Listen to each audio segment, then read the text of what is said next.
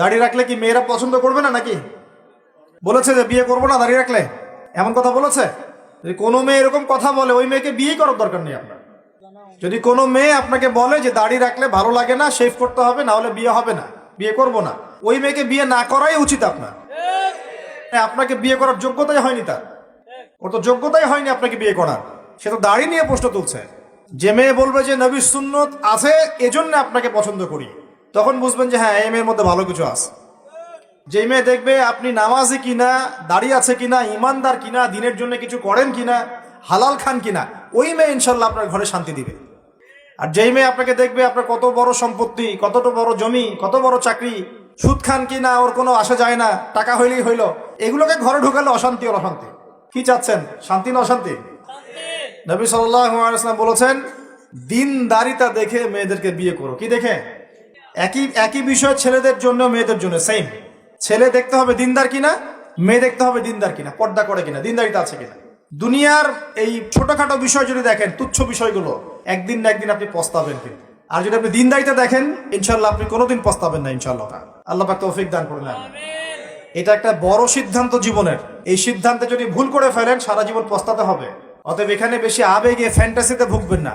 ঠান্ডা মাথায় দিনদারিতাকে অগ্রগণ্য করে আপনি ছেলে দেখবেন বা মেয়ে দেখবেন ইনশাল্লাহ। আর গার্ডিয়ান যারা পরিবারের পিতামাতা আছেন, তাদেরকেও বলবো দুনিয়ার এই বিষয়গুলোকে বেশি প্রাধান্য দিতে যাবেন না। কত বড় চাকরি করে, কত বড় জমির মালিক, কত বেশি টাকা, এগুলো পরের বিষয়।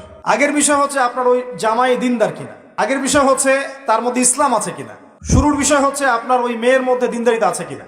এটা নসিহত করে গেলাম। যদি আপনি বুদ্ধিমান হন, তাহলে আমার নসিহত গ্রহণ করবেন ইনশাআল্লাহ তাআলা। না হলে কিন্তু সারা জীবন পস্তাতে হবে। যারা বেদিন জামাই বিয়ে করেছে আর বেদিন মেয়ে বিয়ে করেছে, তারা বুঝবে যে আমার কথার মর্ম কতটুকু। তারা এখন ইচ্ছা করেও লাইন আনতে পারছে না। পারছেন? ওই যে বলছে বিয়ের পরে ঠিক হয়ে যাবে, এত সহজ? এটা কি সুইচ টিপ দিলে ঠিক হয়ে যাবে? মানুষের মনটা খুব জটিল একটা বিষয়। এত সহজেই মানুষের মন চেঞ্জ হয় না। হয় ইল্লা মাশাআল্লাহ, আল্লাহ চাইলে হয়। কিন্তু যদি মনে করেন যে পর্দা করে না, বিয়ে করি তারপর পর্দা করবে, করাই নিব, বানাই নিব, নিজের মতো গড়ে নিব, এত সহজ নয়। পরে দেখবেন সেই মেয়ে আপনার দাড়ি শেভ করায় ফেলছে, করতে পারে না, আপনাকে পেরেশানিতে ফেলবে। সবার এত টাকা, তোমার টাকা নাই। এই যুগে একটু সুদ খেলে কি হয়, সমিতিতে নাম লেখালে কি হয়, সুদের লোন নিলে কি হয়, সবার 4-5 তলা বাড়ি, আমার কেন একতলা থাকবে, নাও লোন নাও, বাড়ি করি। আপনার স্ত্রী আপনাকে এদিকে ইনফ্লুয়েন্স করবে, করবে না? করবে। এভাবে তো বহু পরিবারের কর্তা দিন দিন হার্ট করে মারা যাচ্ছে। টেনশন, পারিবারিক অশান্তি। অতএব দিনদারিতাকে প্রাধান্য দেন ইনশাআল্লাহ। দিনদারিতার সৌন্দর্য কখনো শেষ হয়ে যাবে ইনশাআল্লাহ। আল্লাহ পাক তৌফিক এনায়েত করুন। কেন সকাল সকাল উঠে আমরা এই শেভিং ক্রিম দিয়ে আমাদের নবীর সুন্নতকে জবাই করি? কেন? কি স্বার্থ, কি লাভ? হ্যান্ডসাম লাগে দেখতে। আপনাদের কি মনে হয় দাড়ি চেঁচে ফেললে, কেটে ফেললে হ্যান্ডসাম লাগে দেখতে, সুদর্শন লাগে? গাল ভর্তি দাড়ি থাকলে একজন পুরুষকে সিংহের মতো লাগে। মাশাআল্লাহ। আমারও তো দাড়ি নাই। আমাদের যেগুলো দেখছেন এগুলো তো দাড়িই না। যাদের সুন্দর গাল ভর্তি দাড়ি আছে, এই মানুষগুলো যখন শেভ করে আমার খুব আফসোস হয়। আহা, বেচারাকে কত সুন্দর দাড়ি আল্লাহ পাক দিয়েছেন, প্রত্যেক দিন শেভ করা শুরু করেছে। অথচ আপনি দাড়ি ছেড়ে দিলে আপনার চেহারার ব্যক্তিত্বটা বাড়বে, সুন্দর লাগবে, স্মার্ট লাগবে, হ্যান্ডসাম লাগবে, সিংহের মতো লাগবে। মুসলিমরা কি ভীরু কাপুরুষ জাতি? আলী রাদিয়াল্লাহু আনহুর চেহারা দেখলে মানুষ, যখন যুদ্ধের মাঠে তার চেহারা দেখলে মানুষ ভয় পেয়ে যেত। যুদ্ধের মাঠে তার চেহারা দেখলে মানুষ ভয় পেয়ে যেত। দাড়ি, ফুল দাড়ি, ছেড়ে দেওয়া দাড়ি। এবং তিনি যখন গর্জন করতেন যুদ্ধের মাঠে, প্রতিপক্ষ যখন থাকতো, আহ্বান করতেন, কে আছে সামনে আসো, সাহস থাকলে আমার সামনে। এই গর্জন শুনেই মানুষ ভয়ে তার সামনে আসতো না। খালিদ বিন ওয়ালিদ রাদিয়াল্লাহু আনহু যুদ্ধের মাঠে তার গর্জন শুনেই মানুষ সামনে আসতো না। কাকা রাদিয়াল্লাহু আনহু তিনি একাই 10-20 জনের সাথে লড়াই করতে পারতেন। বলা হতো যে সেনাবাহিনীর মধ্যে কাকা রাদিয়াল্লাহু আনহু আছে, ওই সেনাবাহিনী কখনো পরাজিত হয় না। বলা হতো, এটা প্রবাদ ছিল। তাদের গাল ভর্তি দাড়ি ছিল না।